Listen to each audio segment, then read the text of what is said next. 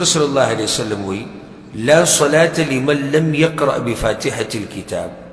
دا هغه سړي مونځ نه کیږي چې څوک په منځ کې سوره فاتحه نه وایي د دې سورت د ویلو نه بغیر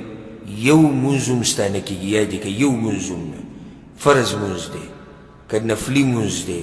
که د جنازې مونځ دی که د استخارې مونځ دی که کسوف مونځ دی که خسوف مونځ دی که هر یو مونځ دی دا بغیر د سوره فاتحې نه نه کیږي دا د پیغمبر صلی الله علیه وسلم فتوا ده دا حدیث په صحیح بخاري صحیح مسلم کې لا صلات نه کیږي مونځ واضح عربي ده نه کیږي مونځ د هغه چا چې سوره فاتحه نه لولي بعض وایي نه په امام پسې شاته ترې نه دی مراد او دا هغه خلک ترې مراد دی چې یوازې مونځ کوي یا امام یې نه دا کمزورې خبره ده حدیث عام دی که امام دی که په امام پسې شاته ولاړ مقتدي دی او که ځان لمونځ کوي په هر حال کې او په منځ کې څه وی سوره فاتحه به وی که سري مونځ دی که جهري مونځ دی یو هغه مونځ دی چې سري په پټه ویلی کېږي